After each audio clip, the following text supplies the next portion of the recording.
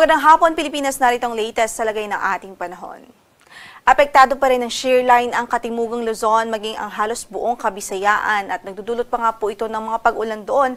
Dito nga po sa Bicol Region, sa Laguna, Rizal, Quezon Province, sa buong Mimaropa, sa halos buong Kabisayaan, maging sa Caraga Region at Northern Mindanao. Kaya't patuloy natin pinag-iingat ang ating mga kababayan doon dahil nariyan pa rin ang mga posibilidad ng mga pagbaha at pagguho ng lupa.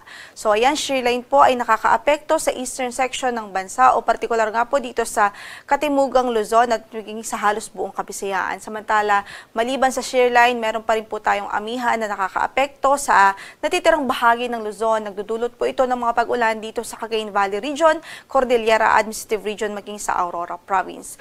Bukod sa mga pag-ulan, patuloy pa rin ho ito nagdadala ng malamig na temperatura o malamig na panahon dito nga po sa Northern and Central Luzon, lalong-lalo na sa mga bulubunduking lugar o sa mga uplands o mountainous areas. Sa natitirang bahagi ng ating bansa dito sa Kamaynilaan, sa natitirang bahagi pa ng Luzon, at maging sa natitirang bahagi pa ng Mindanao, bahagi maulap hanggang sa maulap ang ating papawirin at meron pa rin hong tsansa ng mga dagli ang pagbuhos ng ulan ng mga isolated cases ng mga pulupunong mahinang pag-ulan at mga localized thunderstorm, especially dito nga po sa natitirang bahagi ng Mindanao.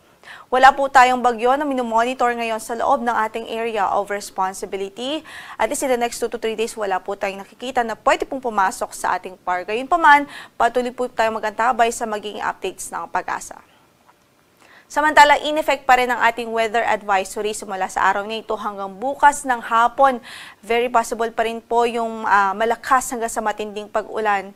Kung kaya nakataas ang orange po natin o kumbaga posible yung 100 to 200 millimeters of rainfall dito pa rin ho sa Albay, Sorsogon, Northern Samar, Eastern Samar, Southern Leyte, Dinagat Islands, maging sa Surigao del Norte. Kahit patuloy nating pinag-iingat ang ating mga kababayan doon dahil mataas pa rin ang banta ng mga pagbaha, maging ng mga pagguho ng lupa.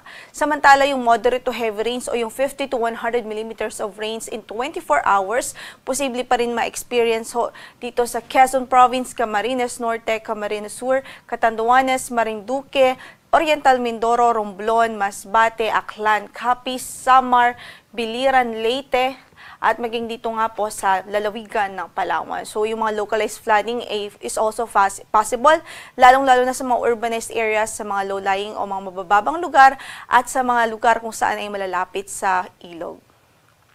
Samantala, bukas ng hapon hanggang sa Sabado ng hapon, posible pa rin ang moderate to heavy o katamtamang mga pugulan. Yun yung 50 to 100 millimeters of rainfall.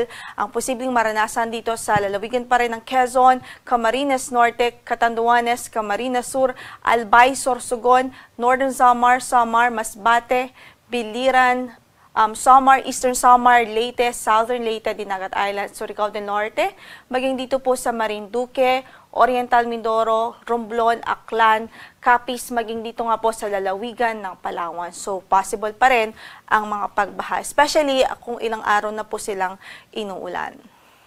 Samantala, sa Sabado ng hapon hanggang Linggo ng hapon, posible pa rin ang moderate to heavy rains dito po sa lalawigan ng Palawan. Kaya't patuloy pa rin natin pinag-iingat at pinag-ahanda ang ating mga kababayan doon.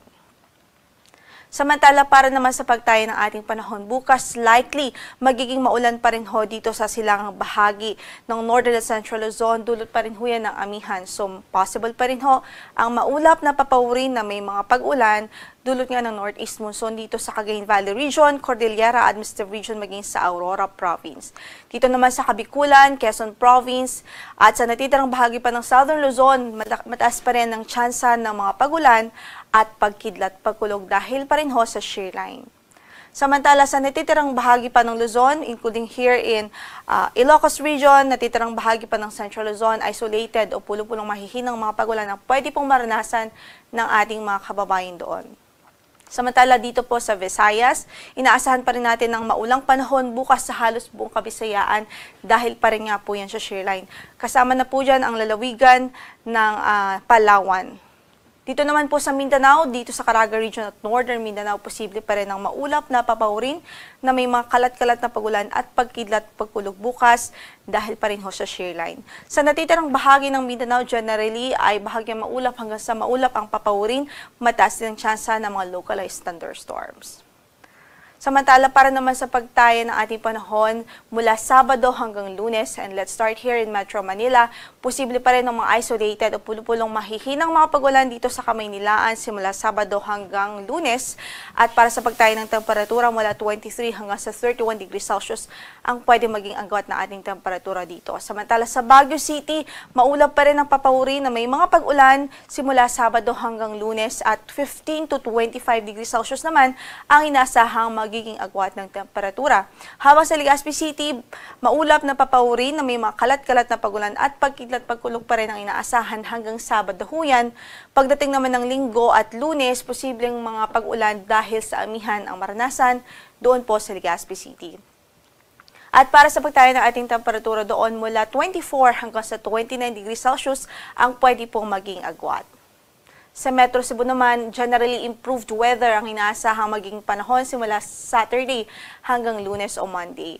At 24 to 31 degrees Celsius ang inaasahang magiging agwat ng temperatura. Samantala sa Iloilo City, sa Sabado nga po ay maulap pa rin ang papawirin at mataas pa rin ho ang tsansa ng mga pagulan at pagkidlat pagkulog. Pagdating naman ng Sunday hanggang Monday ay mga isolated na mga thunderstorms, mga localized thunderstorms ang pwede pong maranasan dito sa Iloilo City. At para sa pagtaya ng ating temperatura dito, from 24 to 31 degrees Celsius ho. Samantala sa Tacloban City, likely ho o mataas ang tsansa na magpatuloy pa rin yung mga pag-ulan doon hanggang Lunes dahil pa rin ho yan sa shear line. Para sa pagtaya ng ating temperatura sa Tacloban, simula 24 hanggang sa 29 degrees Celsius ho ang magiging agwat.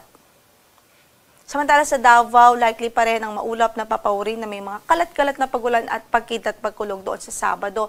Sa Linggo at Lunes ay bahagyang maulap hanggang sa maulap ang papawurin at mataas din ang tsansa ng mga thunderstorms. Sa Cagayan de Oro naman, generally improved weather ang inaasahan mula Sabado hanggang Lunes. Gayon din sa Zamboanga City. Sa Cagayan de Oro, ang inaasahan magiging agwat ng ating temperatura ay mula 24 hanggang sa 31 degrees Celsius, habang sa Zamboanga City po ay mula sa 24 hanggang sa 33 degrees Celsius. Ang sunset natin sa araw na ito is 6:02 in the afternoon at inaasahang sisikat ang araw bukas sa ganap na alas 6:17 ng umaga. Ito po si Lori de la Cruz Galicia. Magandang hapon po.